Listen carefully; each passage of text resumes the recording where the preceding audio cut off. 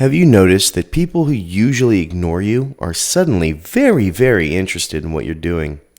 For years, the financial elites in New York and London have told us that silver is a relic. They called it the devil's metal.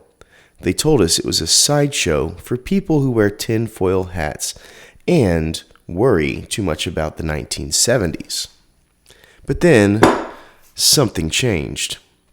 This week, the Wall Street Journal, the literal diary of the donor class, didn't just run one story on silver, they ran multiple in a single day, as you see here, and a few more throughout. One headline warns of a boom and bust, as you can see. Another one right here on the front page talks about rattling major companies. Now, why is the journal suddenly so worried? If silver is just a boring industrial metal, why are they sounding the alarm? Is it because the price went down? No, it's because the supply is disappearing. And for the first time in a long time, people who actually run the world are starting to realize they can't just print more of it. Let's look at what this journal is actually saying. They admit that silver is rattling companies. Why? Well, because according to the Silver Institute's latest figures, which we cover often, we're looking at a structural deficit of around 200 million ounces this year alone. Think about that. Apple needs it, Tesla needs it, the green energy revolution, the one the government is forcing you to pay for, literally cannot happen without our friend silver. You need it for the photocells and solar panels. You need it for that 5G tower they're putting up in your neighborhood.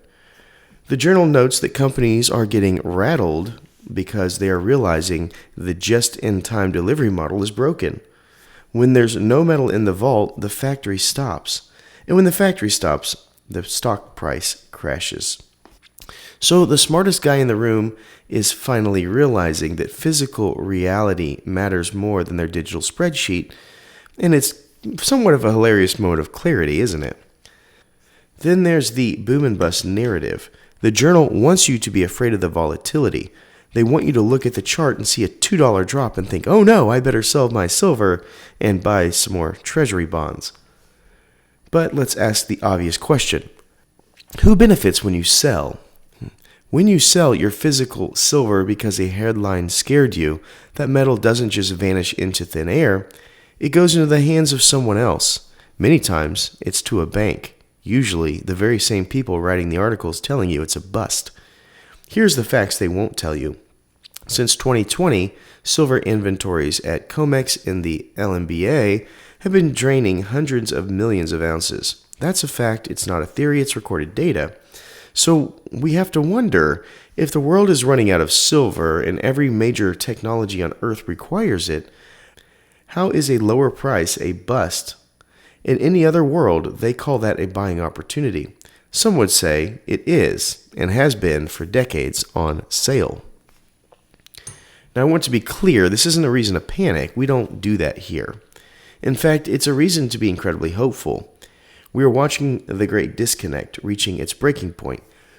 The paper markets where people trade silver that doesn't actually exist are finally crashing into the physical markets where people like you and I hold the real thing. The fact that the Wall Street Journal is rattled means that you're winning, folks. The culture of currency isn't just a catchy name anymore. It's a realization that we want to be tethered to something honest, something that can't be devalued by a bureaucrat in a basement.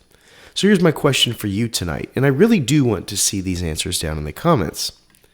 The Wall Street Journal says that companies are rattled. Does that make you want to stack more, or does it make you nervous? And more importantly, do you think that we are seeing the end of paper manipulation, or just another cycle? Go down there in the comments. Let us know what you're seeing at your local coin shop. Is the premium going up? Is there silver on the shelves? We're building a community here. We're helping you build a fortress of physical wealth while the rest of the world trades paper. Hold the line, hold the metal, and until next time, please remember to stay classy and current with the culture of currency.